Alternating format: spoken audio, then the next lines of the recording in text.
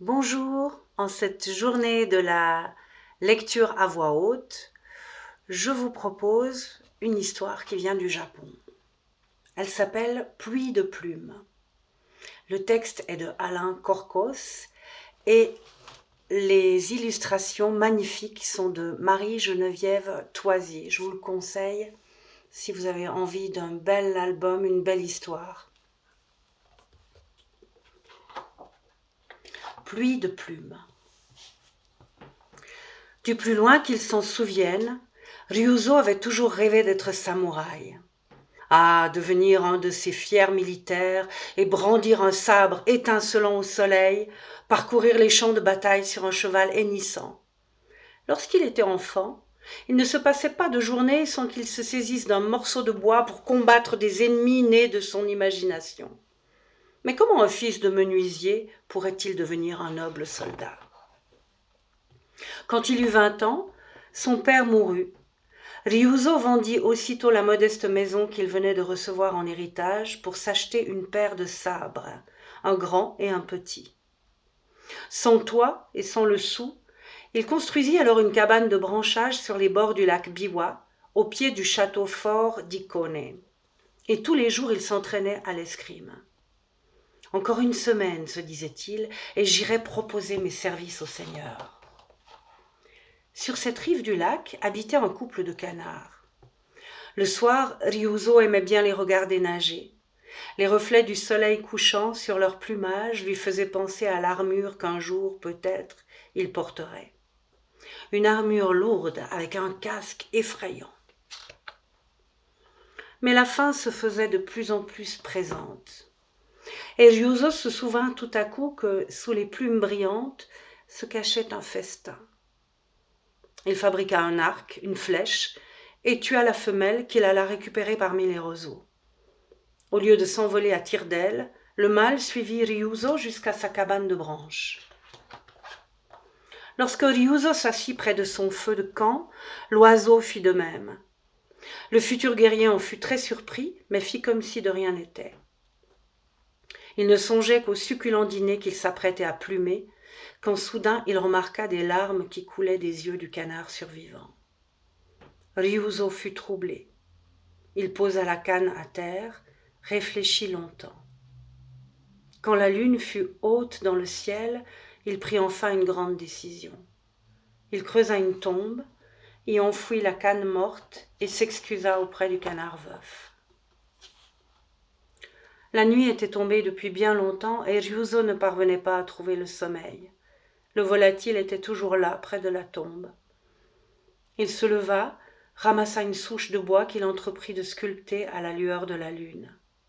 Au matin, la souche avait pris la forme d'un canard. Ryuzo contempla sa sculpture, puis s'adressa à l'oiseau triste. « Tu m'as ouvert les yeux sur ma bêtise. J'abandonne ma vocation de samouraï. Je vais devenir moine zen, tout là-haut dans la montagne. Adieu, et pardonne-moi si tu peux. » À la fin de ce bref discours, Ryuzo jeta sa paire de sabres dans le lac et s'en alla gravir un pic qui accrochait les nuages. Il y tailla de nombreux morceaux de bois, du plus petit au plus gros, partageant sa vie entre l'atelier et la méditation. Petit à petit, il devint le célèbre moine sculpteur. Du plus loin qu'il s'en souvienne, Junichiro avait toujours rêvé d'être sculpteur. Ce désir fou avait le don d'exaspérer le seigneur du château fort d'Ikone, qui ne décolérait pas. « Tu seras samouraï, mon fils, comme ton père, comme le père de ton père et le père du père de ton père, afin que la gloire de notre famille continue de briller à travers les siècles. Ton avenir est dans les sabres, un point c'est tout.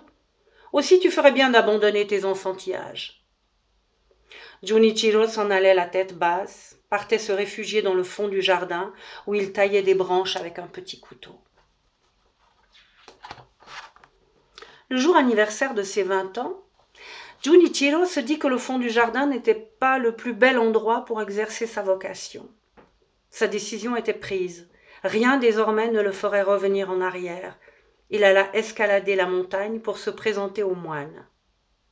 « Maître, dit-il en se prosternant dans la neige, Enseignez-moi l'art de la sculpture, laissez-moi devenir votre élève. Le moine Ryuzo, qui ne voulait pour rien au monde être troublé dans sa solitude, refusa catégoriquement. Il fit coulisser la porte de sa modeste cabane, laissa Junichiro dehors. La nuit tomba, le vent se leva, une formidable tempête de neige balaya la montagne. C'était, de mémoire d'homme, l'une des nuits les plus froides qu'on ait jamais connues. Le jeune Junichiro, frigorifié, toqua à la porte. Il supplia, pleura, rien n'y fit. Le moine Ryuzo n'avait pas envie qu'on le dérange. Le lendemain matin, le sculpteur s'éveilla avant l'aurore. Il avait presque oublié Junichiro, persuadé que le jeune homme avait bien vite regagné le confortable château de son père. Il fit doucement glisser sa porte afin d'assister au lever du jour. La tempête avait cessé. La neige bleue scintillait sous la pâleur de la lune. La journée promettait d'être belle. Il avança d'un pas quand, bong, son soc de bois cogna un objet posé sur le perron. C'était un canard, taillé dans une bûche, un canard. Le moine repensa à sa hutte au bord du lac, au couple d'oiseaux, y vit un signe du destin. Il appela Junichiro, qui jaillit de la lisière des pins encore mangée par l'obscurité. « Je suis là, maître! Je suis là, que dois-je faire ?» Le moine Ryuzo rentra dans sa maison, immédiatement suivi par son nouvel apprenti. Il disposa le second canard à côté de celui qu'il avait lui-même taillé dans une souche 20 ans plus tôt. Par une étrange coïncidence, les deux sculptures étaient rigoureusement identiques. Les jours, les semaines et les mois s'écoulèrent. La neige fondit, les premières pousses du printemps apparurent. Junichiro ne cessait de sculpter des morceaux de bois qu'il transformait en grenouilles, hiboux ou lapins. Les copeaux volaient dans l'atelier, pendant que les papillons traçaient des courbes jaunes citron dans le ciel. Le moine Ryuzo était satisfait, son élève apprenait vite, il était doué. Parfois, le soir, le professeur de sculpture trouvait une plume de canard posée sur son lit. Comment était-elle arrivée là? Il ne parvenait pas à s'expliquer ce phénomène. Ces nuits-là, il faisait toujours le même cauchemar. Un canard géant venait le transpercer de part en part avec les sabres qu'il avait jetés dans le lac. Le temps passa. Les plumes inquiétantes se firent de plus en plus rares. Les cauchemars s'espacèrent jusqu'à disparaître totalement. Les années succédaient aux années et Junichiro était devenu un habile sculpteur. Sous la direction de son maître, il réalisait maintenant des statues de Bouddha pour les monastères et les temples environnants. Quand Junichiro atteignit l'âge de 69 ans, le moine Ryuzo en avait 89.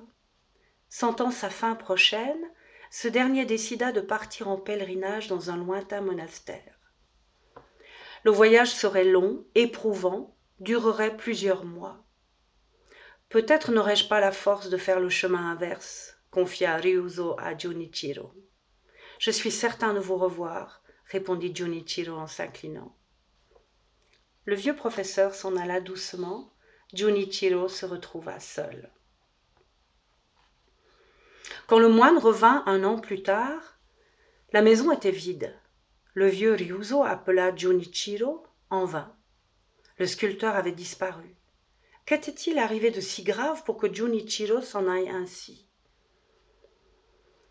Le moine rejoignit son atelier et c'est alors qu'il découvrit une superbe statue.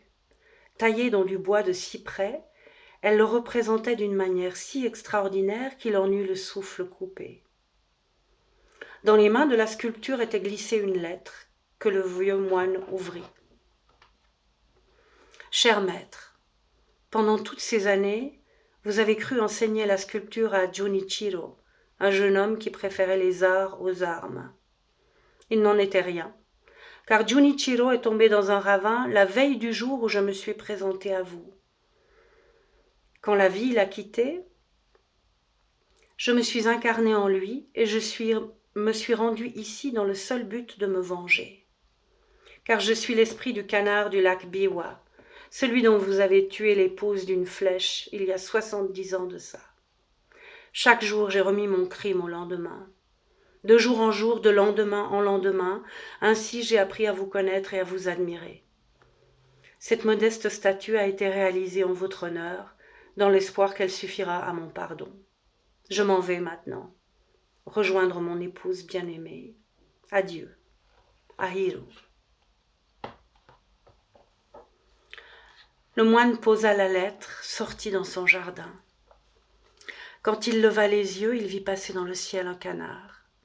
L'oiseau monta si haut qu'il disparut dans la lumière du soleil.